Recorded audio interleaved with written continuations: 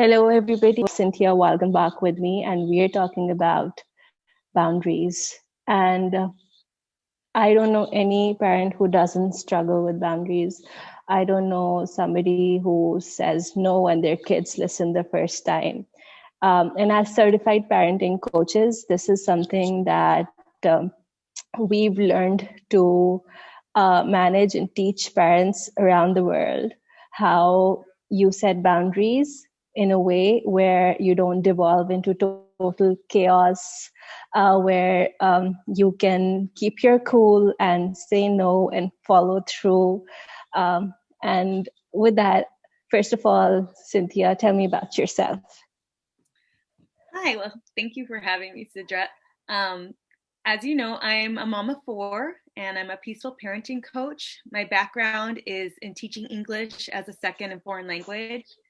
And I kind of really like this topic in particular because I feel like parents and moms in particular struggle with it. And I feel like it's so important for us to figure out how do we do this peacefully. Yeah, yeah.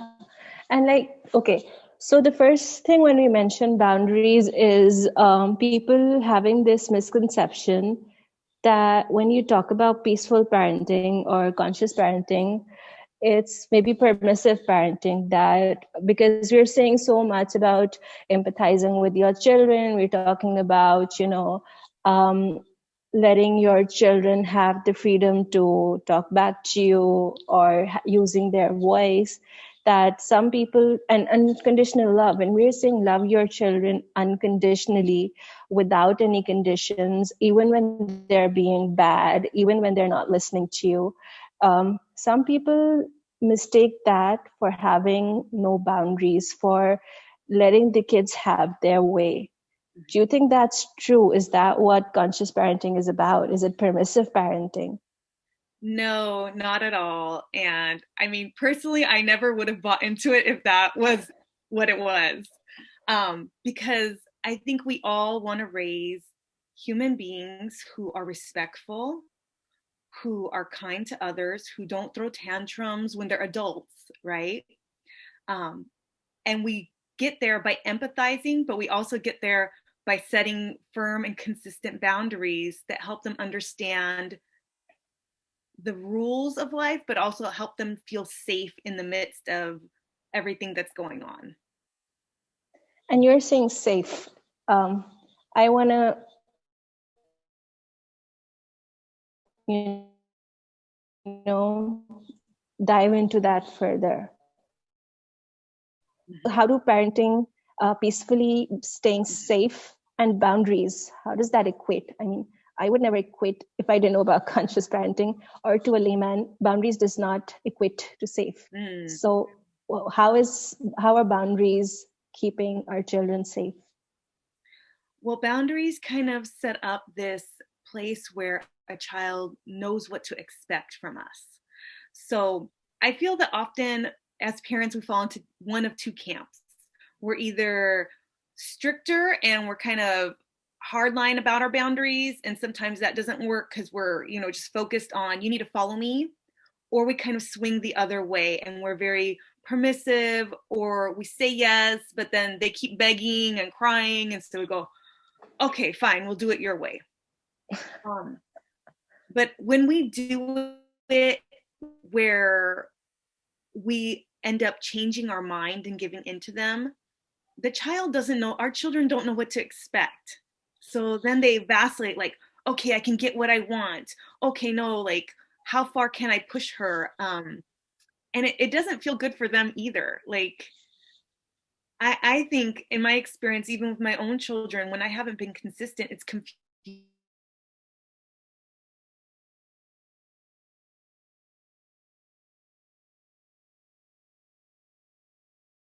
confusing for them. And sometimes they do things that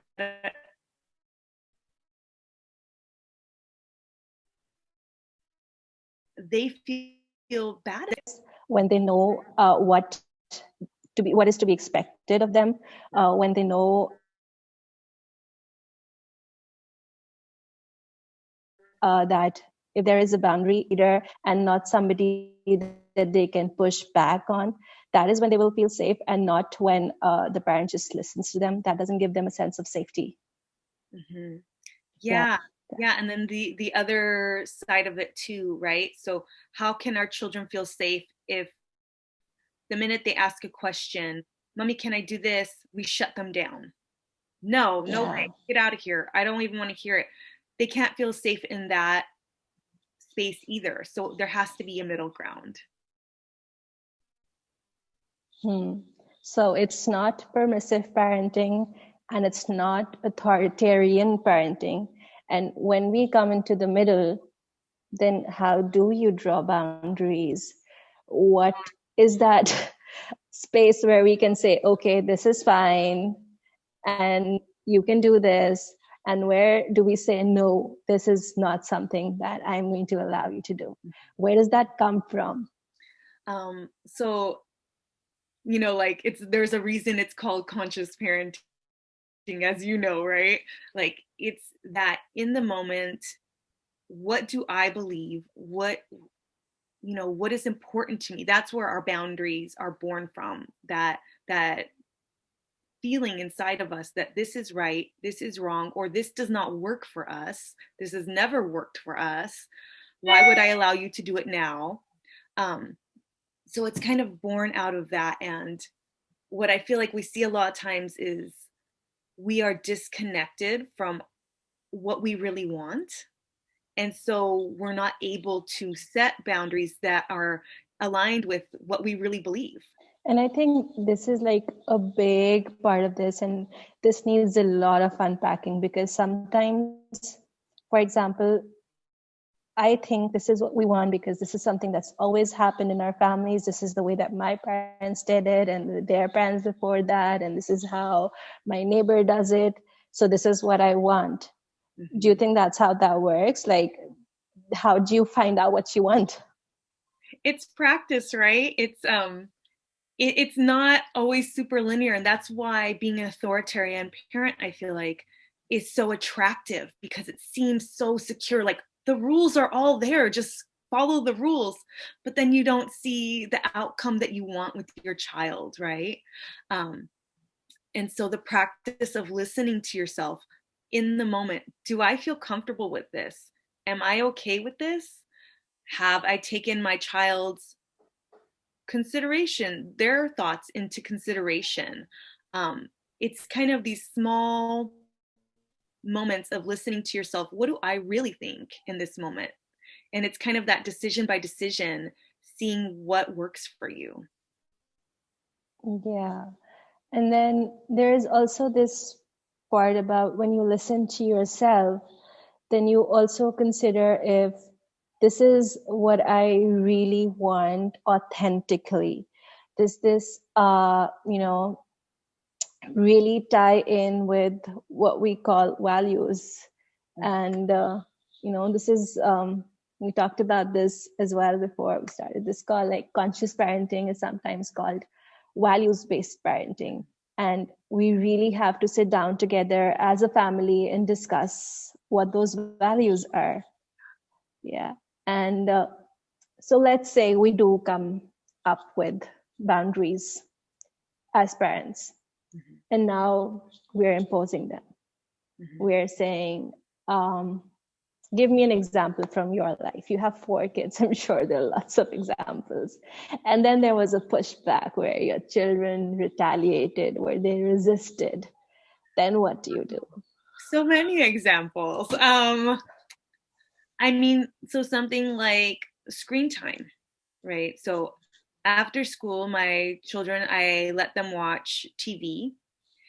But they know going in, like, it's never going to be more than 2 episodes of something. And because my value there is that they're not on screens all the time.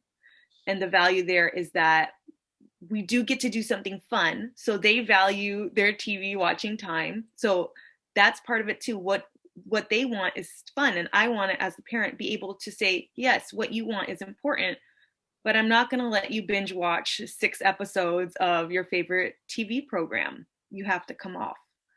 um, or we have a 30-minute, playing on the computer or on the tablet.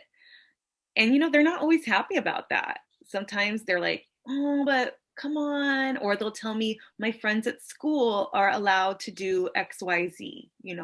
My friend said he stays up all night playing on the computer. And we have to have discussions around that. What other people do in their families, that's their family, and the parents in that home, they're responsible for setting the boundaries for their family. But I'm responsible for you. And I have your best health, best mind, best everything in my mind. I take it all into consideration. And I think our kids need to know that I'm not just making an arbitrary rule, but there's things that I'm really thinking of, because they can't always see it when they're young. Yeah, there's so much to unpack in that little example. One, I noticed how when you were talking about this is our rule and this is how we do it, you're not really shaming other families when you're talking about, this is how we do it. And we're not saying, oh, they're bad for doing what they're doing. Because sometimes that does come up, like, they're not as playful as we are, they're not as physically active as we are, or sometimes that shaming language comes in our rhetoric with our kids when we're trying to explain our boundaries. But what is really important here is that we stick to what is important for us and not talk about like what's happening over there. One. And then you talked about arbitrariness. And that is so important because sometimes we make up these arbitrary rules which we just want to impose because we feel like we have to be in control in a particular moment. So for example, dress up time in the morning for my 4-year-old. She wants to wear pink all the time. And I want to say, no, you can't wear pink every day, but why not? Why can't she wear pink every day? She wants to wear a particular shoe every day, and I'd be like, no, let's wear the other shoe. But why not? Why do I have to hold that boundary? Where is that coming from? And sometimes I notice that it's coming from a place of fear. Like I'd be afraid that I'd be judged by other moms at school that her daughter is not as well dressed, or, she's not wearing matching clothes or whatever. So sometimes we really have to stop and think about where that no or where that boundary is coming from. And you said it. It doesn't have to be arbitrary. You really have to sit down and think about what's important to you. So those 2 points are something that I really wanted to reflect back on for our audience here. And if you're watching this, I would love for people to come say hello. If they have any questions, if they have any situations which they need our help around, if they have any, struggles with their kids, we're here to help you. Cynthia, do you have anything more to add? I think a good indicator sometimes that you have a boundary that that feel like maybe it's this arbitrary boundary. I love what you said about like, well, why do I feel like that? Why am I upset that she's choosing pink every day? Because I've had the same exact thing. Like my child says, I just want to wear sweatpants, and I'm like, again, we're leaving the house, like do something, dress up a little bit. And I've had to go,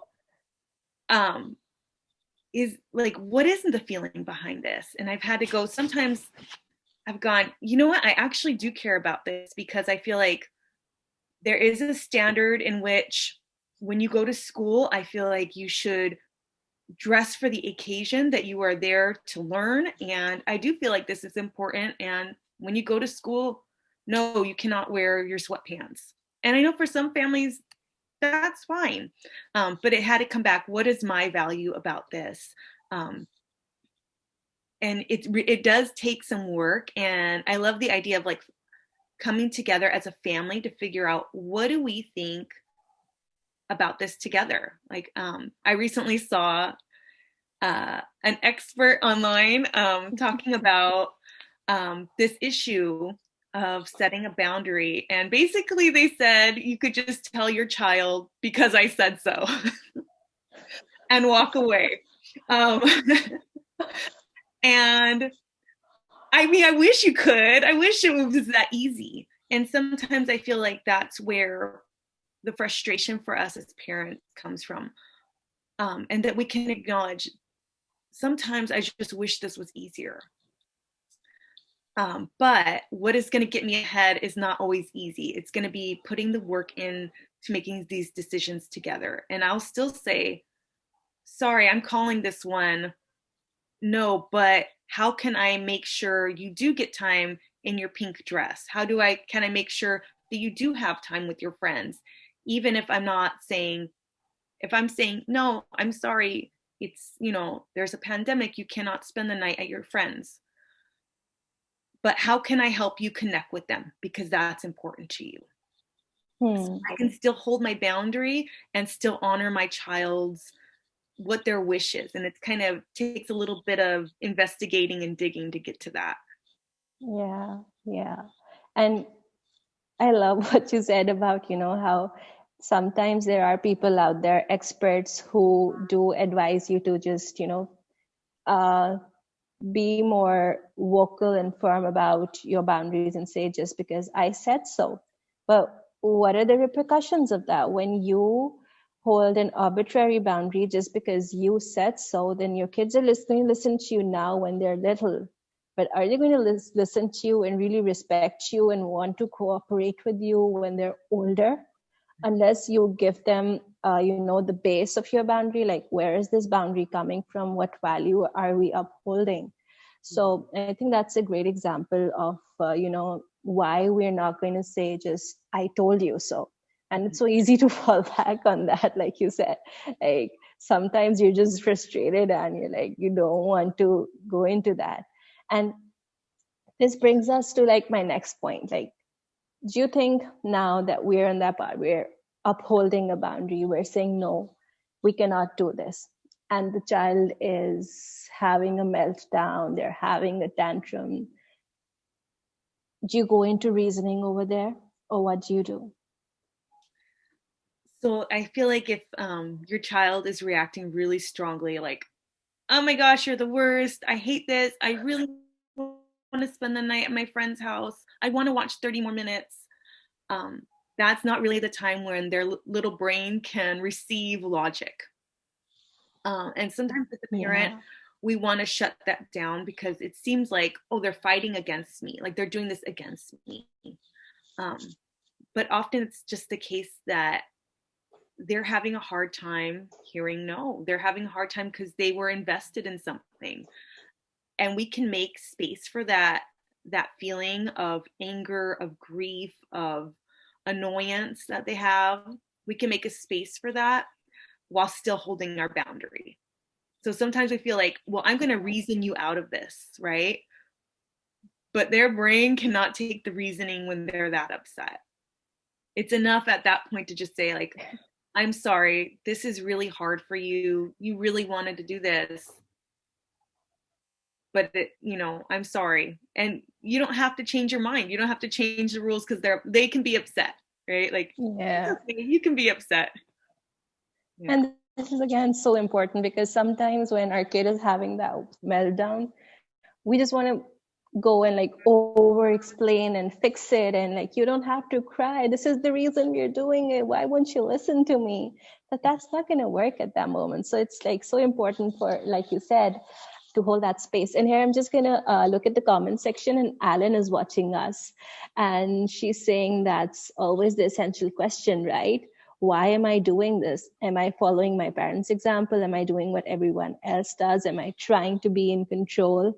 I love Cynthia's point. Consider your child's perspective and what it is that's truly important to you. Absolutely. Those are such great points that you're making. And even now where you said that, just hold space for their feelings that are coming up. You don't have to give in to them because they're upset, but you can continue holding your boundary and allow whatever feelings are coming up and just hold space. And that is, when we circle back, that is how they're going to have that consistency in their life where they're going to start feeling safe. Like, it is okay for me to be upset, but my mom's going to hold this boundary for me to keep me safe. Because this is, and like, this is when they're going to start making sense of it. When it's done over and over and over again, it's going to start making sense to them that this is the value behind what they're doing. Yes. Like, and I think, I mean, I know for me, and I think for most parents, we want to raise our kids to be able to go into the world and to really think through problems, not just to react, to be able to go, wait, how do I solve this problem?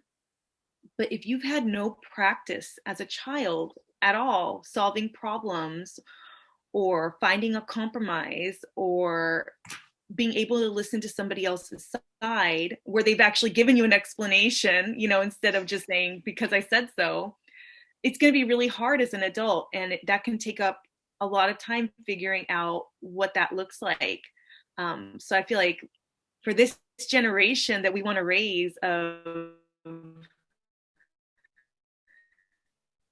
critical thinkers, of rational it all starts here. We were talking about summarizing the entire thing, consistent boundaries where the child can trust you, they know that you are holding space for them, all of that. And then where does that come from? It comes from your values. It doesn't come from generational patterns, things that have, the boundaries that were upheld for you as a kid just because your parents did it, or just because the society expects something from you, just because your neighbor does it, or because the school has asked you to do something. You as a family, you as a mom or dad are allowed to make your own rules, where the kids get to have a say if they're old enough. Their point of view, their interests, their thoughts are considered here. And that's how, if they get a say in your family, that's how they're going to learn to use their voice and go on into the world to be respectful of other voices as well, other people's opinions, if they get to have an opinion in their homes today. And a no is going to be followed by resistance. That is expected. So when you say no, don't expect your child to just follow through. Expect them to have a meltdown. It's okay. They are allowed their feelings, and you hold space for their feelings. You don't go into over explanation in that moment. In that moment, you just hold space and tell them, yes, I know that this is hurt for you, and we're going to work together as a family to continue upholding this boundary, because this is what is in your best interest. Because, and you discuss that later, you don't go into over explaining that. If I've missed anything out, you can fill in. No, I think that's great. Yeah, and knowing that there is a time for that logical discussion, but it's not in the moment where they're crying or angry or upset. They say that when we're angry, it takes our heart about 20 minutes to return to a normal pace. So nothing terrible is going to happen in 20 minutes. Yeah. We can all wait 20 minutes and then come back when they're really ready and able to listen to, and it helps both of us. Yeah. And this is really hard. Like, if you're a mom who's unable to do this and you're still struggling with it, this is where we as parent coaches come in, and we look at what is really triggering you. Why is it so hard for you to accept your children's emotions? Or why is it so hard for you to follow through with your no? Why would you either give in to their tantrums or their meltdowns or their pushback? Or why would you be more authoritative if that's your pattern? If you're really struggling with that, reach out to us. Cynthia, where can we find you? You can find me on Facebook at Renewed Motherhood, or you can find me on Instagram, renewed_motherhood. And I'm there, and or at my website, www.renewedmotherhood.com. and I'd love to talk to you and help support any parents who are struggling with this, because that was me for a long time. Yeah, I can imagine with 4 kids, it must have been chaos. Talk to me about what it is like now. It's so much better. It's so much better. I always joke that my kids are going to be like, I'm going to put their faces with the client testimony, because they feel so much more heard in discussions. They know that they can approach me about things and tell me their secrets, their worries, because I will listen and I won't just clamp them down. Like, I won't just stomp out whatever they have to say, because I'm able to listen to them. And for a long time, I wasn't. So it's really changed the whole dynamic in our home. And they're more willing to go along with things when they understand the reasons behind them. So it's helped all of us. Yes. And with me, my daughter wears pink every day, and I have no problems with that. And when I let go of those little struggles, which don't really mean anything to me, where I was just trying to exert control, I can really put my foot down in places that matter, and then she cooperates, because when she was heard in other places, she can cooperate with me later. And that's where conscious parenting plays a big role. When you listen to your children, where you make them feel seen, heard, valued, they're going to start cooperating with you, because at the end of the day, every human, especially our children, they want to feel connected to others around them, especially to their parents, to their caregivers. They want to cooperate with you. You, as the leader of the house, need to create that environment where that cooperation just flows. Cynthia can be found at Renewed Motherhood on her Facebook page, on her Instagram page, on her website. I am available on Elasticity of Momming, again, Facebook page, Instagram page, and the website. And we'd love to hear more from you. If you watch this on the replay, you can continue to pour in your questions and queries and struggles, and we would love to help you. We will reply back to you, and if you need more expert help, then you're welcome to sign up with us, and we'd love to coach you to create that home where there's less chaos, less yelling, and more cooperation. Do you have any final words, Cynthia? Just thank you for having me, Sidra. I'm honored to share the screen with you. No, thank you for coming. And next week, we have Lena from The Heartful Mama talking about self-care. And that's a big one for moms. I'll be looking forward to that. And I'll see you next week. Bye. Bye.